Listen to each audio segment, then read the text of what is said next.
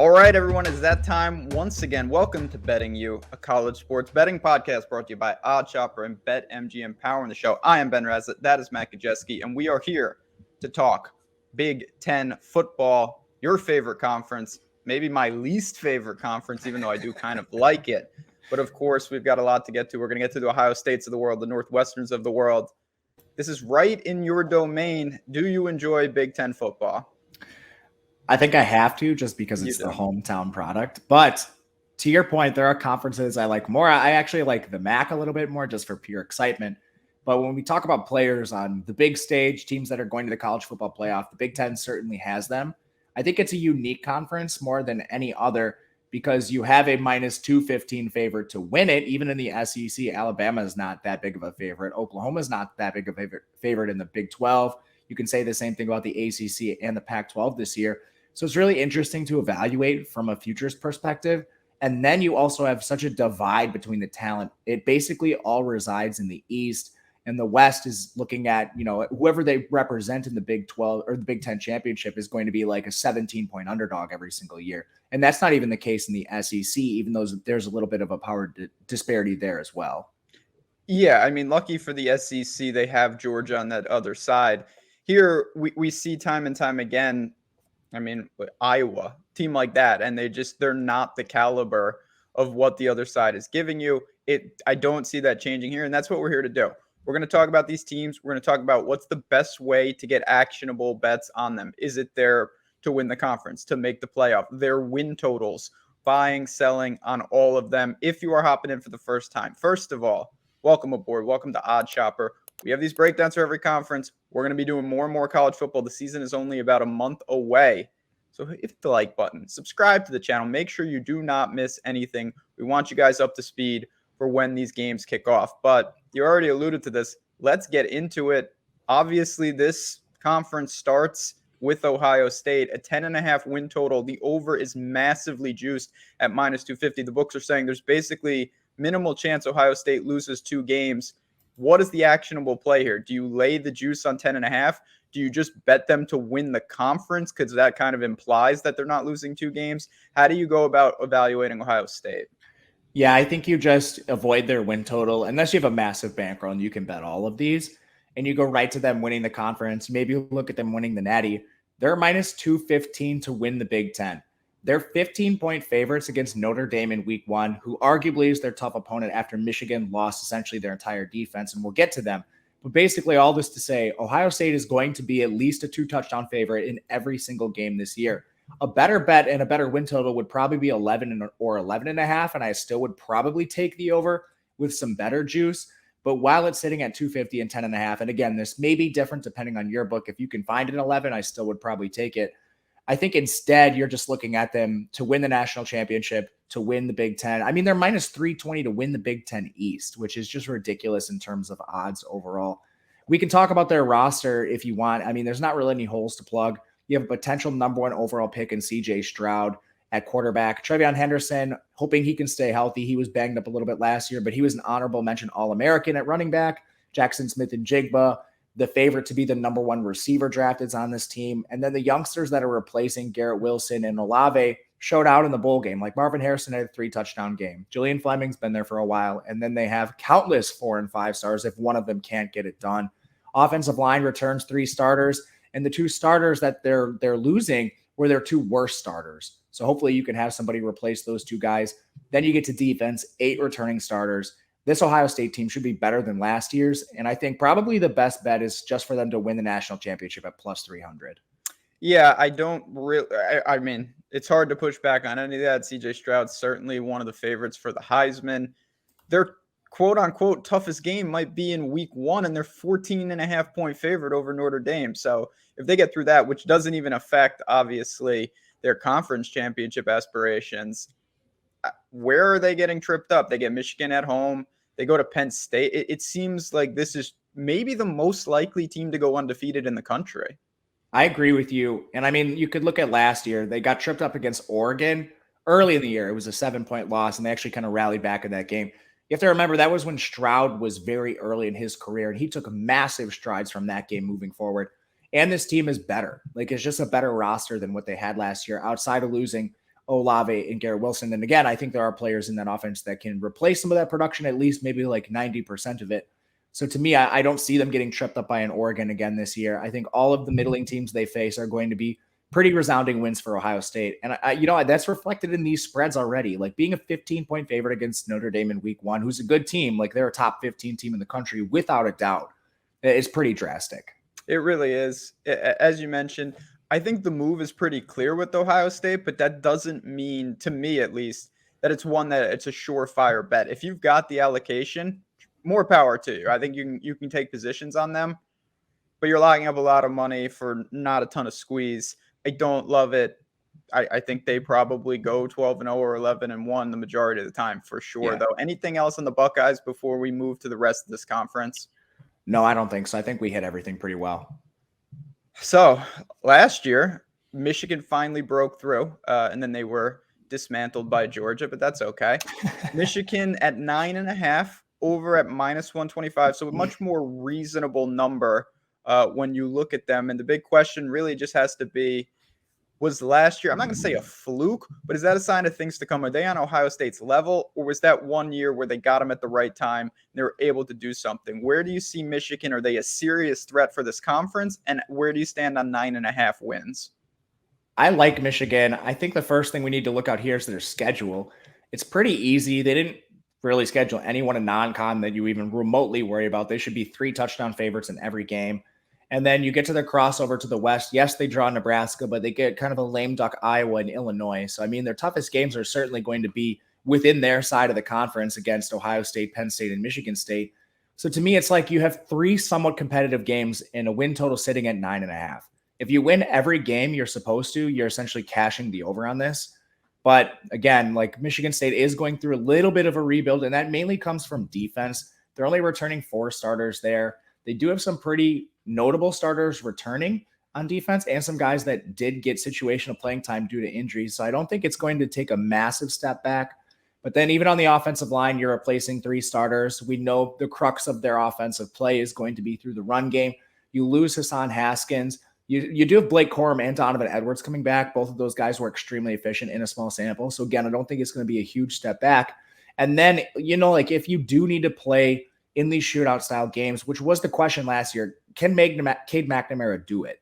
I think he's going to come into the year the starter just because he played well enough last year. But again, they have JJ McCarthy behind him. And I think JJ McCarthy gives you more. He's more mobile at least. McNamara is essentially a statue in the pocket. I like what McCarthy offers the offense a little more than McNamara, and I'm not sure they're going to see it. And it might take a loss to actually get McCarthy in there, which is never something you want to see in college football. It's kind of like the problem Clemson has right now. Fortunately, whoever plays quarterback has a solid receiving core. Eric All's an awesome tight end. Ronnie Bell's back after his season-ending injury. Cornelius Johnson was solid. Roman Wilson was solid. Even like an Angel Anthony was solid here. So to me, I think it's going to take some time for Michigan to coalesce just because of their defense replacing so much. But again, 4 and 5 stars essentially across the board here. They're one of the better recruiting teams in this conference. I don't think they take a huge step back, but again, I don't really think they're too competitive with Ohio State this year. It just comes down to the easy schedule. Totally agree. I see a lot of situations where Michigan is 10-2 and they're boxed out. I see some situations where Michigan's 11-1 and boxed out. Like it seems like they're going to certainly be a big underdog to Ohio State. They could win every other game. The problem is that team resides in the same side of the division. It's going to be tough. They're going to be, I would assume, pretty sizable dogs in that game. And dare I say, favored in every other game? I think they'll be favored in every other game. Like for reference, we'll talk about Penn State and Michigan State in a second. Penn State's a 3-point favorite over Purdue in week 1. Yeah, like Michigan's going to be favored over Penn State. I mean, if the season started today, we'll get more information as the season comes on. If, like Drew Allaire starts right away and is really good, like Penn State might be favored over Michigan, but if the season started today, Michigan's probably like a 5 or 6 point favorite over Penn State. I mean, the other thing that we do know, the teams that probably are closest, you mentioned 2 of them, Michigan State, Penn State, and I'm going to throw Nebraska in there. Michigan gets all 3 at home. So their quote unquote toughest games outside of Ohio State are all at home. That really, really helps when you're talking a win total. You can sacrifice Ohio State and still easily get there. But I don't see any reason to bet Michigan to win the East or the Big Ten. And my only reason for that is it comes down to one game, and I think you're going to get not the same number, but pretty damn close on the money line for Michigan in that very game. So why lock up the money when you can just bet them against Ohio State? They could be 10-point dogs in that game, like plus 350 individually, and that's going to be the elimination game. For sure. If you have the bankroll, I think the over is the play, but you laid it out pretty well. It starts to drop off, not drastically, but I do think the odds kind of reflect this. Penn State is next, and they're 16-1 to win the Big Ten. The win total is at 8.5. I'm interested to hear what you see with this team, quarterback-wise, personnel-wise, schedule-wise. Where do the Nittany Lions stand this year? So they're still kind of in the midst of a soft rebuild, and they're kind of at the front end of it, where their two best recruits this year. You have the number one running back in the class in Nick Singleton. He's going to play right away. Penn State has not been able to find a guy since Saquon Barkley left. And, I don't think it's going to be too much of a battle here just because of how bad everyone's been behind him. Like Kevon Lee, Devin Ford, these guys are still there.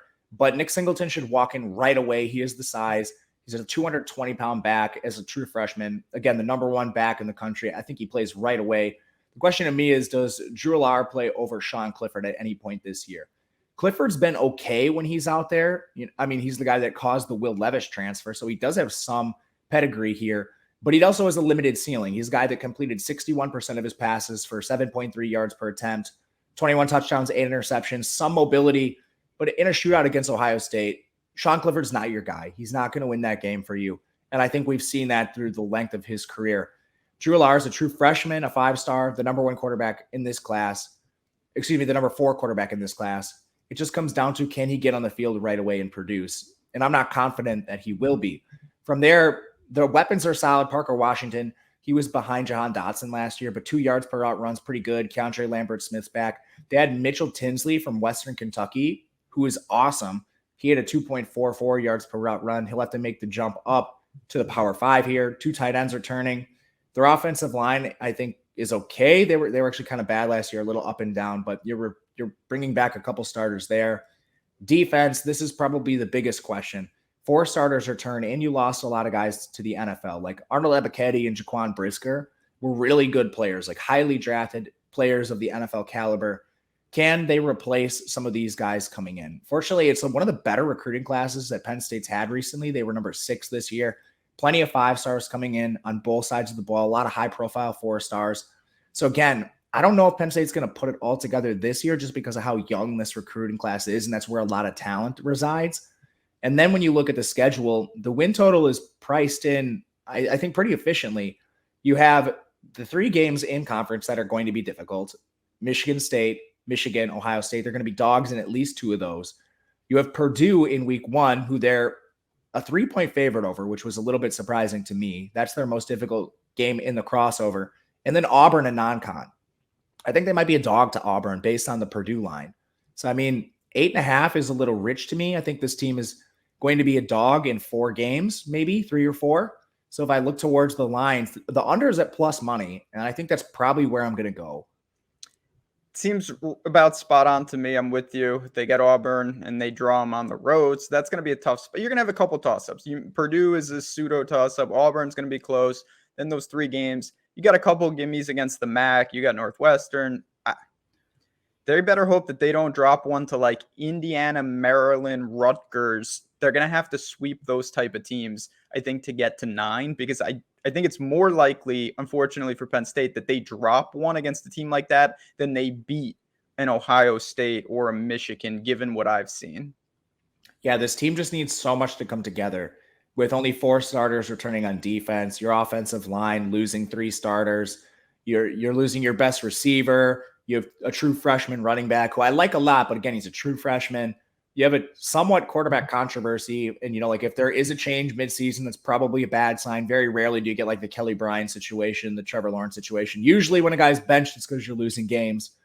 So it's just tough to see how this Penn State team gets out of there unscathed. And I think it's going to take them, unfortunately, another year before they really can maximize the talent they've acquired.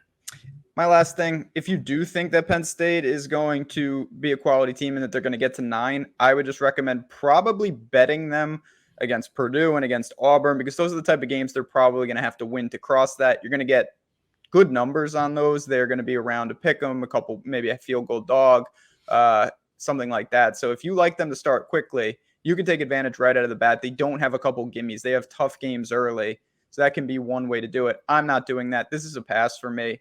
I don't like this at all. Michigan State at 7.5 is the next team up. Over is -135. Again, a huge jump. 28-1 to win the conference. So we're really starting to see already it thin out. This looks like Ohio State and everybody else. But Michigan State has shown that they can get somehow in the hunt. I don't think the talent matches up, but do you think that they can be relevant once again? Yeah, they're getting there. I love their head coach. I think he's doing the right things. They're recruiting at a high level, and they just ravaged the transfer portal. But this team has a harder schedule than most of the teams we've talked about. Like the crossover for Ohio State doesn't matter. The crossover for Michigan's not too bad. You got to beat Nebraska. Penn State has a very winnable crossover with their hardest game being against Purdue. But now we get to Michigan State. They're crossing over against Wisconsin, which is the most deadly team in the Big Ten West, in my opinion, right now. I don't think they're live to win it, but I think when you look at a line in this game, Michigan State's probably a dog, especially considering that game is in Camp Randall. And then you have the three teams we already talked about that they're going to be dogs against too. Washington is probably a pick 'em. It's a Washington team on the rise, a team that hit the portal. That's 5 games that you're either a dog in or you're getting close to a pick 'em. And their win totals at 7.5 juice towards the over. I think they can clip one of those opponents. But to me, this is going to be a no bet, and it's before we even get to the roster. It's just a very, very difficult schedule for Michigan State this year. I guess we can get into the roster now. I like what they do have. It's just I'm not sure it can match up against those powerhouses that are recruiting at high levels. Peyton Thorne is back. He was the 4th highest graded QB in the Big Ten per PFF, so that's solid. He actually is somewhat mobile too. They also recruited a 4-star freshman, Caden Hauser. I think that's more impactful for the future. They're always going to ravage the portal. That's just been a staple of this new coaching regime. So Kenneth Walker comes out. They bring in Jarek Broussard from Colorado. They bring in Jalen Berger from Wisconsin, in addition to the veterans they have. They also have Jaden Reed. He's a guy that is a holdover this year, 2.67 yards per route run at receiver. He's 6 feet, 185, over 1,000 yards last year. While he was playing with Jalen Naylor, he's going to be their number one without a doubt.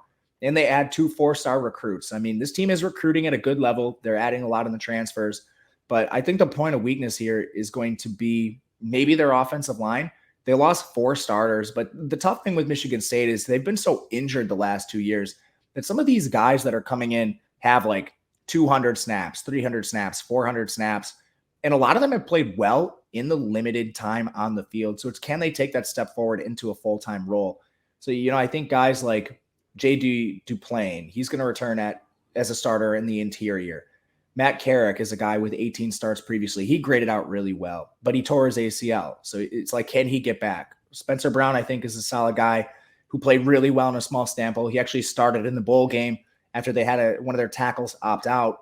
And then the strength of the team might even be their defense, where they return 9 starters as well. And they're a team that's always kind of known for being defensively sound. So like with all the production they return, it's kind of the opposite of what a Michigan has, which is why I think Michigan State could clip one of those teams. It's just, do I want to put my money on it when I think they're a dog in 4 or 5 games? Probably not. Yeah, I don't see a lot here. I think it's way too far-fetched to do anything actionable with them winning the conference. I just don't see it. There's too many problems. They don't have the talent. I mean, you're getting 18-1 to win the East, but that might as well be, that to me is the worst bet, because if you think they're going to win the East, just bet them to win the conference, because they're going to beat whoever is on the other side. Yeah, that's the thing with all these teams. Like if you think they're going to win the East, then bet them to win it all. Yeah, I would be shocked if the other side wins. Look good. I mean, Michigan State, there's definitely scenarios where they're 5-0 out of the chute if they get past Washington. You got Minnesota at home, Maryland on the road, then they get Ohio State at home. But there's also scenarios where they're like 3-2, and then you're drawing basically dead. I feel like they land around 7 or 8 majority of the time. To me, not a team with a super high variance. I think they're going to lose to the teams they're supposed to lose to. They're probably going to beat the teams they're supposed to beat. And that gives you basically the number that you're asking, probably 8 wins, a little more than 7, but that's what the line's implying. Yeah, and it's hard. There's not a lot of bets in these top 4 teams in the East, because I think there's a clear pecking order, and then the rest of the conference is so bad that you can project the lines pretty easily. So it's like, You run the scenarios out, you run the simulations, and you're getting around this win total for each of these 4 teams most of the time, with the exception of Ohio State and Michigan. Again, Ohio State's kind of juiced out of play. Michigan's my favorite bet of these 4. But otherwise, I think the win total is correct for Penn State and Michigan State. I'm just looking to bet those teams in the season more than anything else. I like it. If you are looking to bet some of these, if you are looking to make some free money, the best type of bets, free money, why not? BetMGM has got the answer for you. They're powering the show, as I mentioned. I said at the beginning, way to make some free money. This is it. Use the link in the description of this video. All you got to do, let's go. If you're a new user, sign up to BetMGM. A ton of people have done it, but there's a lot of you watching that probably haven't. You deposit $10 or more. Take that $10, bet any baseball game. Even if you don't like baseball, it doesn't matter, because win or lose the bet, they give you $200 just for doing that. So you take your $10 that you deposited, you bet at any baseball game, and now $200 in the account. Use that for college football. I know I would. This is my favorite sport to bet. So $200 courtesy of BetMGM. Link in the description of this video. A great way to take advantage. Maybe you take that money and put it on Maryland and their 6 win total, which is about a toss-up, -120 to the over. Under is even money. I don't know. You've mentioned before to me, and I want to hear if this is the case because I don't know this, that Maryland has had the ability to recruit some big-time, like 5-star guys, bringing in serious talent. Is that going to change the narrative with this team? Was that just a couple players? Where do the Terps stand heading into the season? Yeah. I think you're referring to last year's class more than anything, where they had a couple of 5-stars come in. Unfortunately, most of them transferred away. So they don't play them at the beginning, which I'll never understand. There were some character issues with some of them coming into the program. So it's hard for me to sit here and say, I don't know what these kids are going through on and off the field with Maryland. I do agree with you. Like, if you recruit a 5-star at Maryland, you got to play them immediately day one. Otherwise, you're creating a negative feedback loop for any other 5-star that comes to your program. This isn't Alabama. You can't sit your 5-stars at Maryland. They need to play even if they have character issues. Otherwise, you're not going to recruit 5-stars in the future. And we saw that this year. Their recruiting definitely took a step back. Their highest recruit is number 119 overall, which is still a solid 4-star. And they got, I think one place they are recruiting well is the skill position players, because their offense is exciting. They were 15th in pass rate, 38th in plays per game last year. So they got Shalik Knotts at wide receiver. He's number 216 overall. Ramon Brown at running back. He's 233. Those are players for the future. This year, Taulia Tagovailoa is back. He's been improving quite a bit. He completed actually 69% of his passes, 8.1 yards per attempt. Decision-making is bad sometimes. There's a lot of turnovers with his game. He doesn't throw the ball downfield as well as some other guys, a lot of checkdowns. But he has a solid receiving core in Dante Demas and Raheem Jarrett. They had Jacob Copeland from Florida in the transfer portal. I think that's a solid addition. Jayshon Jones and Marcus Fleming are going to be awesome situational players. They're returning their top 7 offensive linemen. They also returned 7 starters on defense. Now, that defense ranked 109th in the country last year, so take that for what it's worth. I'll say this. One of the major predictors of success year over year is just players getting older. If they were a starter and they're returning, usually you see a step forward. Again, what does this step look like, though? You return 7 starters. Do you go from 109th to 95th, or do you go to like average? If they go to average, I think they're live for their win total towards the over. Unfortunately, their schedule is very difficult. You look at their crossover games, they draw Purdue and Wisconsin. Based on the line against Penn State, I think Purdue is going to be a favorite over Maryland. There's certainly a dog against Wisconsin. There's certainly a dog against the 4 teams we talked about. So where are these wins coming from for Maryland? They're going to be dogs in 7 games. And we didn't even talk about their non-con. It might be 8 with SMU. That's a very strong non-con opponent from the G5. Buffalo's no cakewalk. Charlotte is okay. I mean, they're certainly going to be favored over Charlotte, but it's not the easiest non-con either for Maryland. If I'm betting anything on this, it's towards the under at plus money, sitting at right plus 100 right now. Thing I like about Maryland, in my opinion, they're kind of a high variance team. I think there's a chance that Maryland's really good, honestly, and they knock a lot of teams off.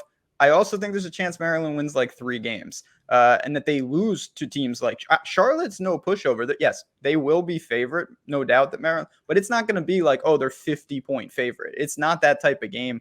SMU's a quality team. Then they draw. Yeah, you mentioned. You got Michigan State, Purdue, Indiana on the road, Northwestern at home. That should be an easy one. Wisco on the road, Penn State on the road, Ohio State at home, and then Rutgers to close it out. They could be in the basement of this. I don't think that that's unreasonable. I love the talent. You mentioned the QB.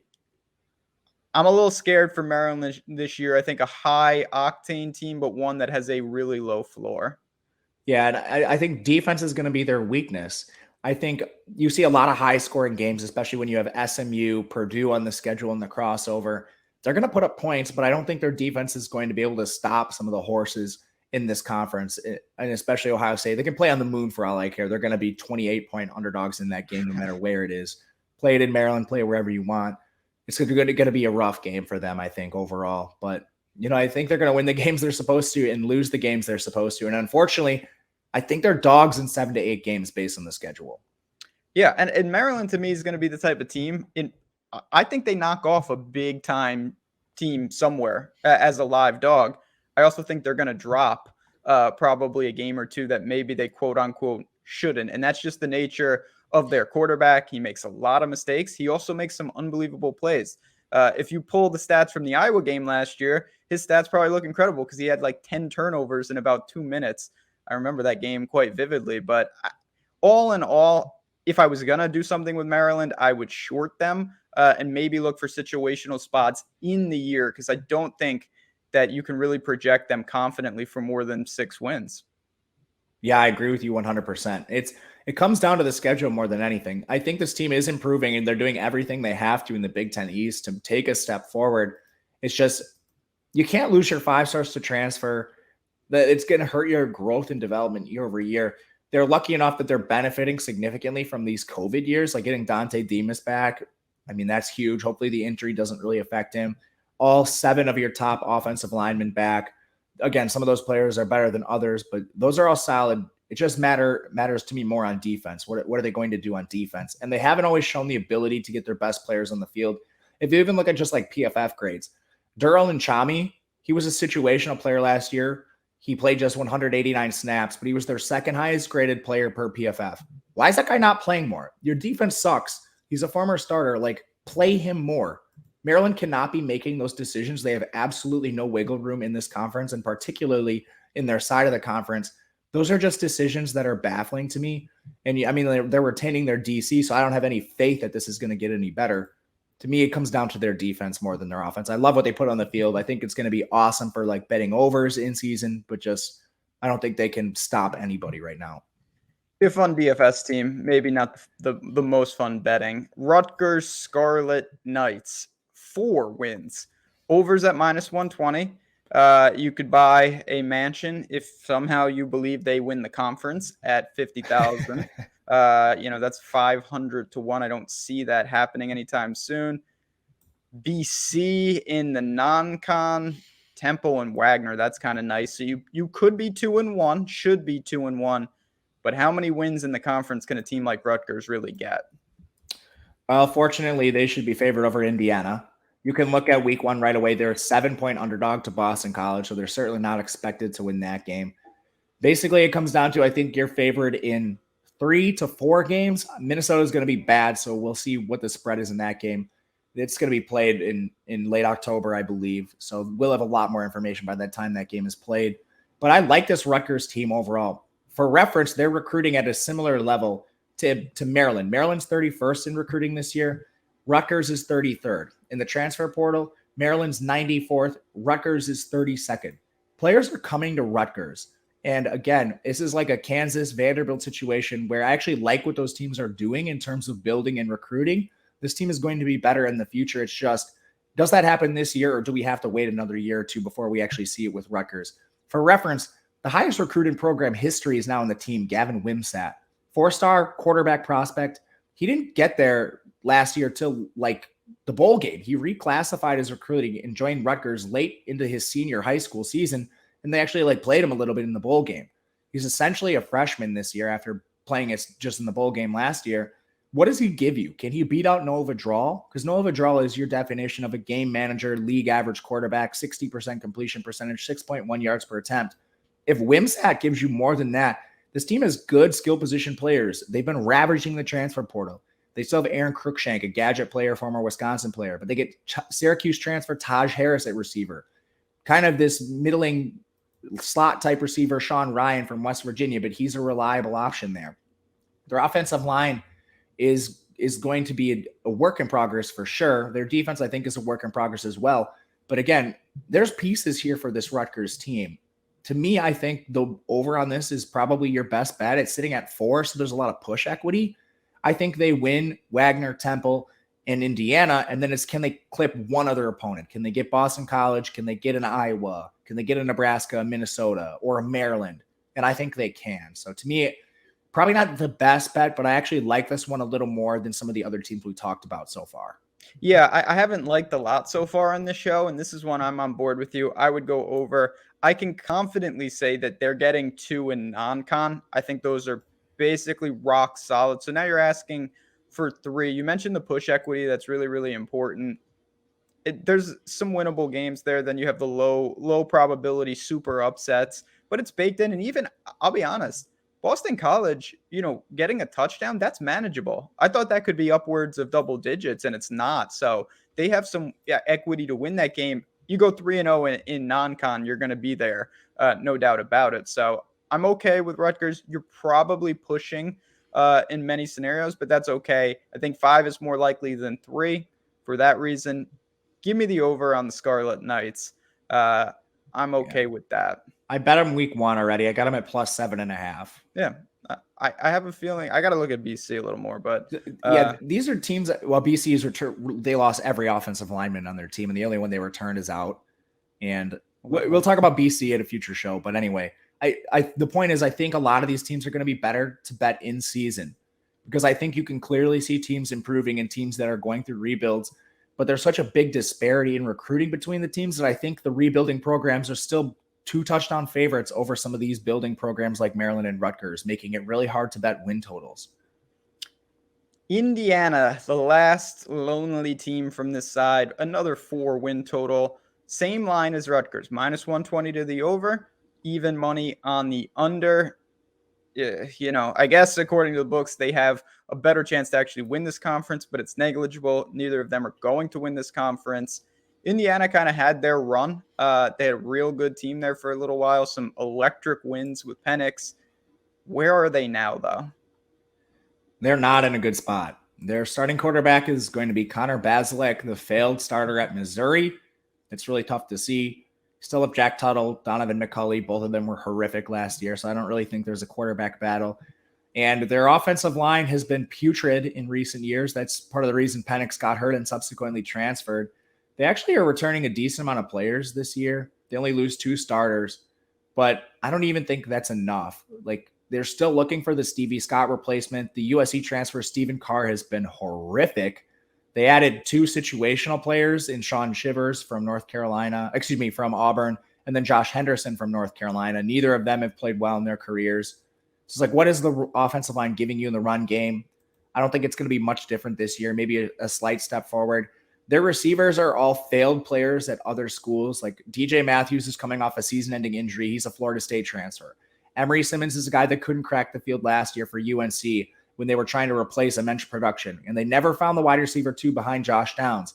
Why couldn't Emory Simmons be that guy? I personally think it's just because he's not very good. And then you go to the JUCO side of things, and Cam Camper, he's probably going to be your number 1 or number 2 receiver. Excuse me. You all right there? Indiana's got you down. Yeah, I lost my voice this weekend. If you guys couldn't already tell, it's not what it normally is. On defense, you return 7 starters. It's probably the strength of the team. They were actually 74th in the country.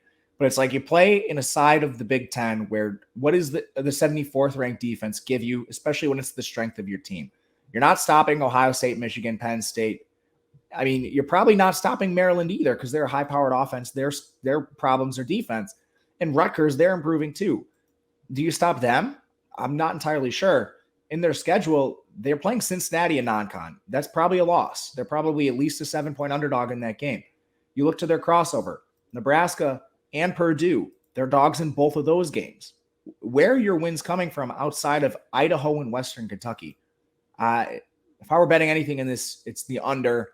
This Indiana team has a ways to go. It's a tough situation for them.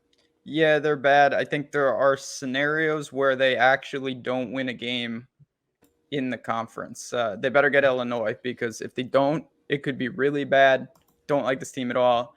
You mentioned the personnel issues. I don't like their non-con. I know Western Kentucky's not going to be what they were last year, but that's not a gimme. And Cincinnati's, I think, still a pretty quality team. I don't have a lot to say here. Obviously, you can't do anything actionable with them for the conference. But for the win total, last question, then we'll get to the other side. To me, though, I like Rutgers over more than Indiana's under if I was going to pick one. Yes, I agree with you. Okay. I think the only win total that I have is Michigan over 9.5 here. If I were going with the second one, it would be Rutgers. I like more in the West. So maybe we should have started with the West. We'd have more bets to this point in the program. But honestly, again, like there's a clear pecking order in this conference from roster strength, recruiting, transfer portals, Vegas odds. Go down the list and you're going to see a very clear pecking order, which makes it hard to bet for win totals. The West is much better. It certainly is. We're about to get there right now. We're halfway home again. If you made it this far, I'm sure you've already hit the like button, but if you haven't, appreciate it and subscribe to this channel. We got college football. Believe me, anything that you want, we're going to have during the season. Now it's time for you boys. Wisco, 8.5 wins. Overs juiced to -145. They are probably going to be the team that gets dismantled by Ohio State at the end, 11-1 to win this conference, plus 190 to win their side. You're on the ground. You go to Camp Randall. I do not. What do we have here for the Badgers? You have a win total at 8.5 in a schedule where they're underdogs in 2 games. This is an easy bet towards the over. It is juiced at 145. This win total should be 9.5. It's a spot where you're getting very, very clear value with this team, just the way they play. Now, Michigan State is going to be a somewhat difficult game. I think that's maybe the other game they're dog. Like this team might be favored in 11 games this year, with Ohio State being the only clear game they're an underdog. I think Michigan State will be closer to a pick-em, and then they're favored in every game on their side of the conference without question. So to me, you're getting 8.5 here at this. We haven't even talked about the roster, and this already doesn't make sense to me. The only question is at quarterback, but again, the style of play Wisconsin utilizes, they're basically just masking the quarterback. We'll talk about Mertz in a little bit because I think he matters against like an Ohio State, but they have basically the heir apparent to Jonathan Taylor and Braylon Allen. The kid was unbelievable last year. He only started 4 games, and he had over 1,200 rushing yards, 12 scores on just 186 attempts. He also caught 8 balls. You look at yards after contact, 4.48. That is elite. It's better than essentially any running back in this draft class. It's better than Breece Hall. 2.71 yards after 2.43 forced missed tackles per attempt. Again, you're on like Breece Hall's level. And that was when he was 17 years old. This kid turned 18 in January. He did all that in the Big Ten when he was 17. So, and then you look at the offensive line. They're replacing 2 starters. And again, they weren't even the best starters on their team in terms of PFF grade. Logan Bruss and Jack Nelson were 3rd and 4th. So you have your 2 best offensive line starters. You have a couple 5-stars on the offensive line. Wisconsin does not recruit at the highest level. They're pretty good, but you can guarantee they're recruiting an offensive line near the top of the country. And then from there, what are they going to do on defense? Only 3 starters returned, but this team actually pillaged the transfer portal on defense. Essentially, their entire secondary is gone, but you're looking at 3 or 4 starters coming in via the portal. And with their DC, I think the single best DC in college football, I don't think they're going to miss too much of a break here. At corner, Jay Shaw comes in from UCLA. He had 12 starts there. Kentucky transfer Cedric Dort, 27 starts. Toledo transfer Justin Clark, 19 starts. You get John Torchio back, and from there, you look at Utah transfer, Kamoi Latu. I don't think the secondary is as bad as people might think. You see 3 starters returning on defense, and it like pops out to you like, wow, this team's going to take a step back. But they hit the transfer portal where it mattered, and I think this defense is not going to take much of a step back. Yes, they're not going to finish as the 2nd overall defense in the country like they did last year just because you have tougher crossovers in Ohio State and Michigan State. But again, when you look at the roster and you compare it to the schedule, I think over 8.5 is an easy bet here. They should be. I see almost no scenario where they're not 5-1. Then it's the second half of the season. You're gonna have to go 4-2. Should be manageable. I will say, well, we'll get to Nebraska in a second. That's going to be a daunting game. But even if they drop that, they've got winnable games. They get 3 of those final 6 at home. It's hard. They just have, first of all, their non-con is a joke. They're going to be 3-0. That's a gimme. And then they got Illinois and Northwest. Yeah, 5-1. So you're asking them to win 4 more. I'm with you. I don't see anything else, though. I have no interest, and I assume you don't, in betting them to beat Ohio State or whoever they get from the other side at 11-1. No, but I'll take plus 190 to win the West. Okay, that's fair. You think this is clearly the favorite in the West? Yes, we'll talk about Nebraska. I like them a lot. I think they're also a solid bet as a hedge because you're getting plus 390 with Nebraska, which is just fantastic odds. I think you're making money either way. I don't see any way a different team wins the West. But overall, I think Wisconsin has the much better roster, and I think they're probably like a touchdown favorite over Nebraska right now as it stands. There's a lot of betting opportunities with Wisconsin too. Like if they win the Big Ten West, you're probably getting a good line in the Big Ten Championship where you can hammer Ohio State against them because you're looking at an 11-1, a 10-2 paper tiger of a team that beat up on some of the easiest teams in the country, but for some reason they're going to be ranked number 5. I'm going to have to listen to everybody in Milwaukee, Wisconsin tell me this team's going to beat Ohio State in the Big Ten Championship and go to the playoff, but they're not. So take your betting opportunities where you can with this team. I think they're very clear. Yeah, we saw that with Iowa last year. And speaking of Iowa, they are the next closest threat. Plus 380 to win the West, 20-1 to win the conference, 6.5 win total. I guess part of that's because they get Iowa State in non-con, but it is a little interesting how that kind of mass. I hate it. This is the team I bet against the most last year. I finally got some, redemption late in the year. I thought they were running unsustainably hot early. I don't respect this team at all. I'm not a fan of how they play. I cannot stand it. I don't care. Petrus, Padilla, it doesn't matter who's under center to me. I don't like Iowa at all, but 6.5 is somewhat tempting. Talk to me about where they're at heading into the season. Yeah, it's at 6.5 is pretty generous. I hate this Iowa team too. But that's honestly a decent win total. I hate their coach.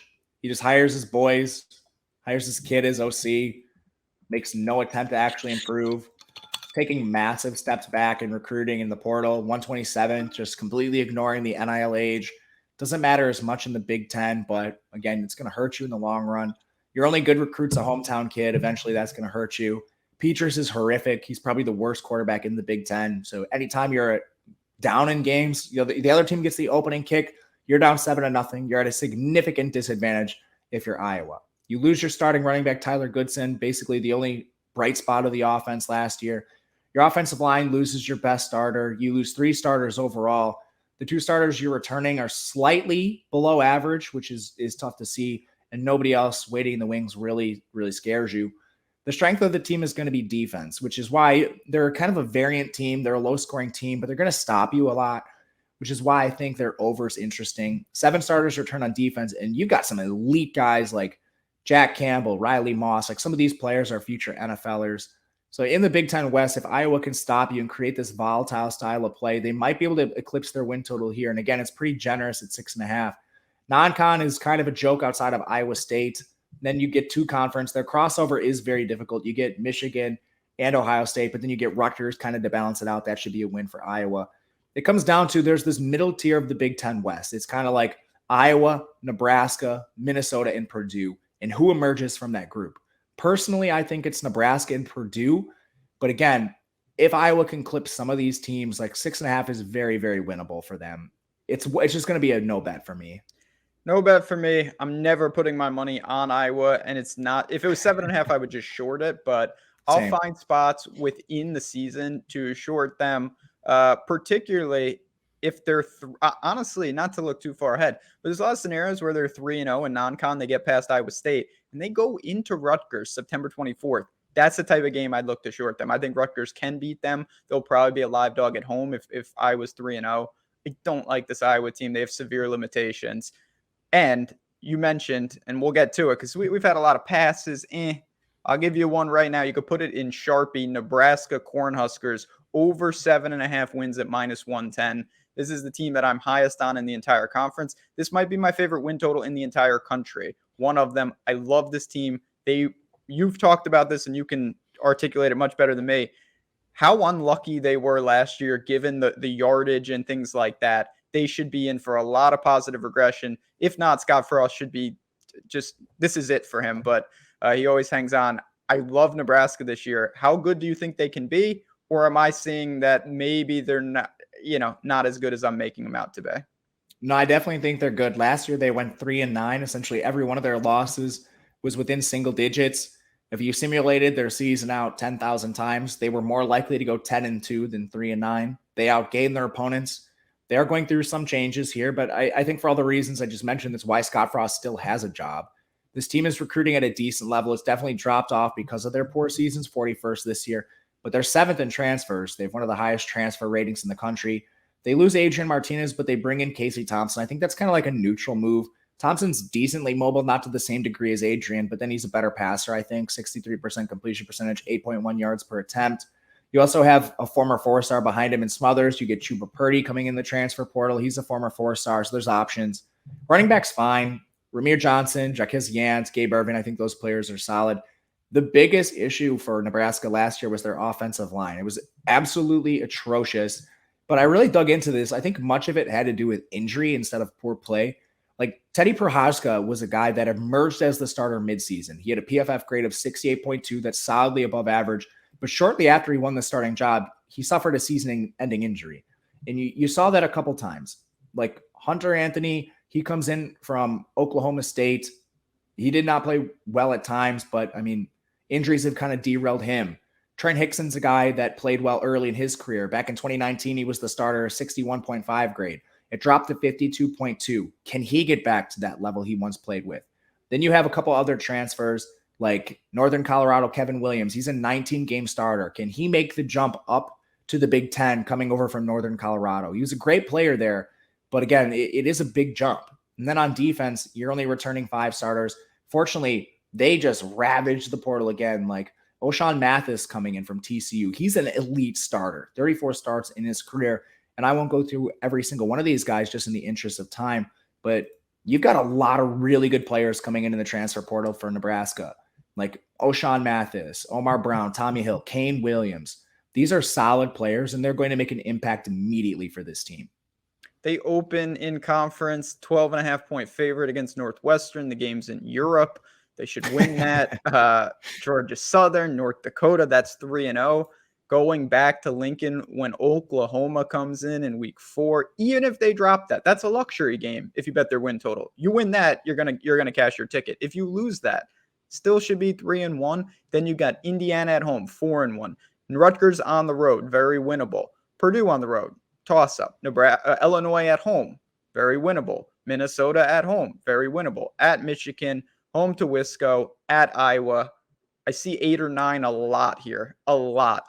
I really think that Nebraska is going to take a step forward. I'm a Casey Thompson guy. I believe that they will be clearly bowl eligible and you'll be cashing this ticket. Yeah, I think so too. You mentioned most of the schedule. Your crossover is not bad. Indiana and Rutgers, you love that. You face Michigan. I think you can chalk that one up to a loss and still cover this one total pretty easily. I think they're probably underdogs in 3 to 4 games, which at a 7.5 win total, you'll take that. Yes, and I think they have chances in they're not going to be 30-point underdogs to any of these teams. They got a couple of the tough games at home. Give me Nebraska over 7.5. Minnesota and Purdue were both 7.5 as well. We'll take Minnesota first. Over is at -120, under at +100. Clearly, for me, what I'm going to say is I think Nebraska is more likely to win 8 than Minnesota. These are going to be those kind of cannibalization games. They play, you mentioned Purdue before. Minnesota's a weird team. They try to run the ball like 50 times a game. I don't know what to make of them. I don't have a strong take here, but what do you see when you look at this team? Minnesota you're talking about? Yeah, 7.5 wins, just like Nebraska. Their team, I think, kind of that they're in turmoil. So, first of all, their schedule's going to be a little bit more difficult, aside from non-con. They draw Penn State and Michigan State in the East, both away games. I think those are both clear losses for this team. Wisconsin, probably going to be a loss for this team. But outside of that, it's fairly manageable. Again, I think the swing games that are going to matter for them are the ones you just mentioned. Nebraska and Purdue, and I personally think they're a worse team than both of those. So to me, you're looking at 5 losses for Minnesota right there. The under is at plus money, which is where I'm leaning with this. I'll talk the roster in a second, but again, it's going to come down to, I think, the Nebraska and the Purdue game, and I wouldn't be surprised if they're a kind of team that gets upset by a Rutgers or something like that in their other crossover game, or they lose to an Iowa. Overall, the roster, they're trotting out the same old guys. Tanner Morgan, he's going to be the quarterback. solid, not spectacular. He's kind of like fancy Spencer Petras, can't run at all, has the same turnover issues, doesn't really give you anything. The receiving core is decent for them. Chris Ottman-Bell, Dylan Wright are good players. I like Mike Brown-Stevens and Brevin Spanford. They just don't use them. They run the ball so much with Muhammad Ibrahim, who's back for his 5th season. He was out for the year with an injury last year. He actually wasn't as good as like a Kai Thomas efficiency-wise, but again, the coaching staff can't evaluate their players, so the better player leaves in the portal. The offensive line, I think, is going to be a little bit of an issue here. They lose 4 starters, and again, that was the strength of their team. So you're replacing 4 guys. How are you going to run the ball 55 times a game with Ibrahim behind 4 fresh faces? Not to mention the only starter is their center. So like high-value tackle positions need to be replaced for this team. 6 starters are turning on defense. Their defense was 26th last year. And I think the starters they're losing are going to be pretty impactful. So the front 7 definitely needs work. They do have some good talent coming in. But I think like replacing Boye Mafe is going to be really hard for this team this year. So to me, it's an under I'm looking at plus 100. I think it's a decent one. I haven't taken it myself, but I'm considering it. I will say Minnesota opens of all the teams we've talked about, I think they have the easiest non-con I've ever seen. They will be they got New Mexico State, Western Illinois, and Colorado is just awful. And all 3 of them are at home. That's going to be 3, but you're still asking them to find 5 more.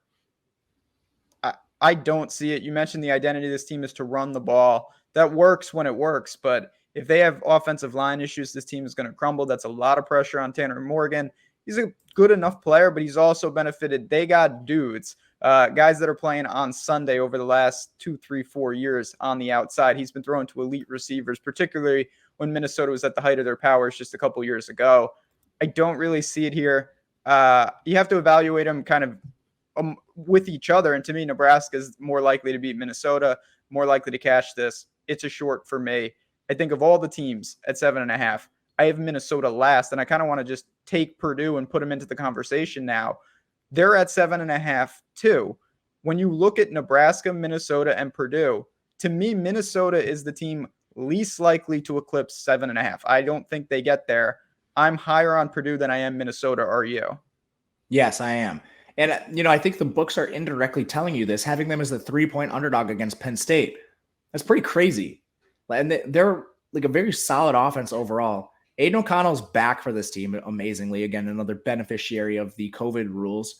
And he was solid last year. He was the 3rd highest graded quarterback in the Big Ten. He completed over 70% of his passes, over 8 yards per attempt, 28 scores, 11 picks. He's not mobile, but you don't need him to be. Running back, you have King Doru returning, and you got a transfer in Kobe Lewis from Central Michigan. He kind of got boxed out by Lou Nichols there, but he's been productive in his career. Wide receiver has been a position of strength for this team. Now they have to replace a lot of guys in David Bell, Milton Wright, Jackson Anthrop, but their tight ends back, Payne Durham. They actually stole all the kids from Iowa. Charlie Jones is there. Tyrone Tracy's there. Brock Thompson was very good in a limited sample. And you have plenty of 4-stars that have received hype over the years. Curtis DeVille's coming in. Abdur-Rahim Yassin is a former 4-star. You have a couple transfers like Elijah Cannon also comes over for Auburn. I think it's going to be kind of a makeshift group at the beginning of the year, but they have enough talent here where 3 of them should emerge as clear starters. They only lose 2 starters on the offensive line. That unit should be pretty good. Defense, they're returning 7 starters as well, losing George Karlaftis. But you have a lot of pretty good players here overall. So with the style of play Purdue has, for example, like they're the kind of team I think with the offense they play, if they get up on a Minnesota or they get up on an Iowa, the game is over. The other opponents aren't going to be able to come back in the game because of the offensive style they play. So to me, I do like this Purdue team. Schedule-wise, it's slightly more difficult, like drawing Syracuse and non-con. It's more difficult than anything like Minnesota has, but I still think it's a very clear spot where Purdue's favored, probably by a score. The crossover is not bad. Penn State, probably a loss, but then Maryland and Indiana, those are winnable games for Purdue, and I think they're honestly favored in those games based on the Penn State line if it were to kick off today. So I do like this towards the over. Yeah, I see it. Again, manageable non-con. Schedule is middling. If they're able to have an identity, it seems like they will, particularly offensively, they should beat the majority of these teams. Not as high as I am on Nebraska, though. I like Nebraska more than Purdue, and I like Purdue more than Minnesota. Again, I don't see really anything outside of Nebraska at plus 390 to win the West. You're getting 550 on Purdue for the conference, but I just don't see it. I don't think they're going to beat out Nebraska and Wisconsin. I agree with you. You know, thinking on it a little bit, 7.5 is a lot. I think some of these games are going to come down to field goal spreads, pick'ems. It's probably a stay away. You know, if I'm ranking teams I like to bet the totals on, I certainly prefer Wisconsin. I certainly prefer Nebraska. But if you have a large bankroll and you're spreading this across win totals, I think the over is where I'm leaning.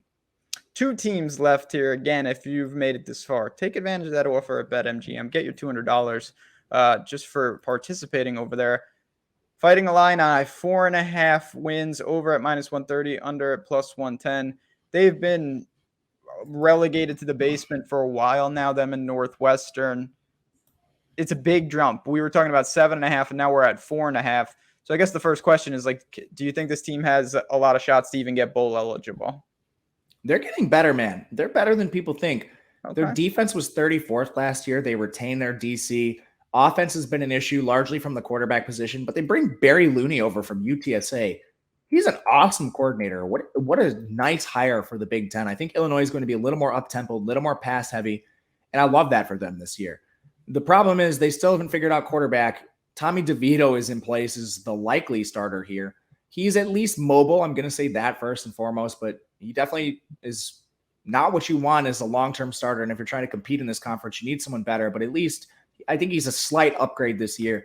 They're going to have a decent run game. Chase Brown is back. He's awesome as a rusher. Yards after contact, forced missed tackles, well above average in both of those categories.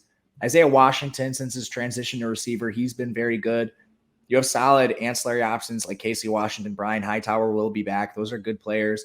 Offensive line is losing quite a bit. You're losing 3 starters, but the players you return are solid, and you get some players back like a Jordan Slaughter, who's been hurt a lot in his career.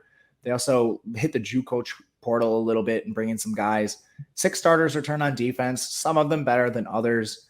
I think overall this team is going to compete, and I think they can knock off a team like a Minnesota. They can knock off maybe an Iowa in an upset game. The problem is their non-con is actually pretty hard. Like Virginia's a hard non-con opponent for them. They're going to be a dog. Wyoming, I think they're going to be a favorite, and Wyoming is just in absolute disarray right now, considering what their program is going through. I believe I bet that game week 1. If I haven't, it's 10 points right now. Illinois is favored by 10. Yeah. Okay. Maybe that's a little bit rich. I thought I'd already bet it, but it looks like I have not. I think that's a win for them. So, I mean, 4.5 seems pretty doable for this team. It's just going to be volatile, I think. The other non-con is a gimme at Chattanooga. Wyoming, believe me, if it's one team I can speak to, it's what the Fighting Craig Bulls are doing. It's bad, really bad right now. So he should have been fired yesterday. It's not a great scene. And believe me, I root for them. But yeah, I mean, this team has it set up. They're going to have a lot of games inside 10 points either direction. I really think the majority of their schedule is going to be winnable and losable games for them. Can they grab their fair share? If they do, they're going to cash this. They're going to land on 5 or 6 the majority of the time. If it breaks badly and they drop a game to like a Wyoming or a Northwestern or even Indiana, you could be looking at 2-10. That's definitely in the range of outcomes. To me, it's probably appropriately priced at -130, but I'd still lean over if you wanted an extra one from this conference. The last team, Northwestern, the Wildcats, also 4.5. So we don't have like the Vanderbilt, the Kansas of this. Is probably mostly due to non-con. They're also at 4.5. So comparing them to Illinois, the difference is the books are heavily juicing this to the under. They're saying that Northwestern most likely does not get to 5, -150. Do you agree with that? Yeah, I do. They play a tough schedule. They're crossing over against Ohio State, Penn State. Non-con, Duke, gotta be Southern Illinois, Miami, Ohio. Probably 3 wins. I wouldn't count out like a Miami, Ohio against them, but they're going to be favored. So you have 3 gimme wins there. It's just, I think this is the worst team in the Big Ten, and I think they get swept across Big Ten play. So you have 3 gimme wins. Can they find 2 more? I don't know. I'll talk about the roster. Ryan Helinski's back. Terrible quarterback. Outside of Petrus, he might be worse than Petrus. We are talking about a bottom 2 quarterback in the Big Ten.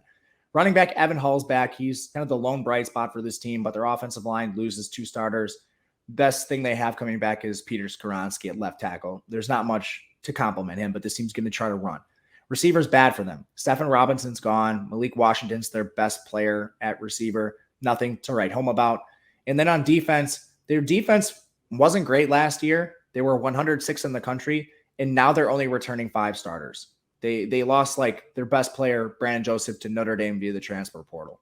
This defense is going to be horrific, and they're not going to be able to stop I personally don't think they're going to be able to stop the Illinois, the Iowas, the Minnesotas, the team that want to run down your throat but might suck at it and can't like play if you're winning. They can't throw the ball from behind. I don't think there's any way they're down in games against Northwestern here. We already saw the line in the opening day swing 3 points. More than that, they opened around a -9 favorite. It's -13 right now in favor of Nebraska. Just tells you a lot about the state of this Northwestern program. They don't recruit at a high level. They don't attract a transfer portal. It's going to be rough for them for a few years, I think, and it starts this year. This is one I would bet towards the under. I think you win 3 games, might be 3-0, and then I think they get swept in the Big Ten. Yeah, it doesn't. I'm looking at the schedule. I'm staring at it. Their best chances to win a conference game, it's going to be at home to Illinois, maybe on the road to Maryland. Like, these are not great spots. Correct me if I'm wrong. They will be underdog in every single conference game this year. Yep. Yeah, that's tough. That's 9 games. Even if you go 3-0 in non-con, you're going to have to pull 2 upsets. Minor upsets, but still upsets. So for reference, both these teams have 4.5 win totals. To win the Big Ten, Illinois is plus 20,000, Northwestern's plus 50,000. Yeah. They're not winning the Big Ten. Confirmed. I don't see it. I have to go with you here at under 4.5 at -150. I think it's actually towards the top of my betting card for the Big Ten, and let's get to that. Here, we've talked about all the teams, 14 of them. If you're taking 2 or 3, if you're recapping your card, what are your best bets, conference win totals for this conference? They're all from the West. We definitely should have started with the West. Well, next year, 2023, we're starting with the West. They're watching the video. They're like, these guys aren't even going to make any bets. Don't worry about it, people. We got you covered. But seriously, we should have started with the West. Over Wisconsin, 8.5 -145. They're going to be favored in 10 games at least. This is a very clear bet. Plus their roster solid. Love what they did in the portal, especially in the back end on defense. Nebraska over 7.5. That's at -110. Very comfortable with the odds there. I think they're going to be a highly improved team and their schedule's winnable. Northwestern, we just hit on. I'm going under. It's -150, but their win total should probably be 3.5, not 4.5. I do like some in the East. I'll go over on Michigan's. I like the 3 we just mentioned more than that. And I also like Ohio State over 10.5. It's just that it's -250. So instead of laying that juice, I haven't bet this yet, but I think I'm just going to hit Ohio State at plus 300 to win the Natty. Just their roster's that good. And locking up your money at plus 250, to me, unless you have a massive bankroll, it's not worth it. So if you're looking for a bet in the East, take either Michigan or Ohio State just to win the Natty. Can't push back on that. Nebraska's my favorite win total, over 7.5. I'm going to give you one more that we talked about, obviously, during the show. I really think that Rutgers is primed to be okay this year. It sits at 4. I think you push a lot of the time. But if you want to bet from the first part of this show, I'm going to go over on Rutgers. I think that they can get to 5 and be just fine. You're going on a mini vacation, but then you'll be back. And then it really picks up. We're going to start getting into these week 0 lines and everything in between. So any final thoughts here before we bounce out with another conference in the books? No, thank you guys for watching. I think we're doing ACC next, so tune into that. There's a lot to talk about in that conference. A lot of good bets there, too. But overall, thank you guys for always sticking with us. Very much appreciate you allowing us to do this, and can't wait for week 0, man. Cannot wait. Until then, for me, for Matt, for everyone here at Odd Shopper, good luck. Enjoy the offseason. We'll talk to you guys soon.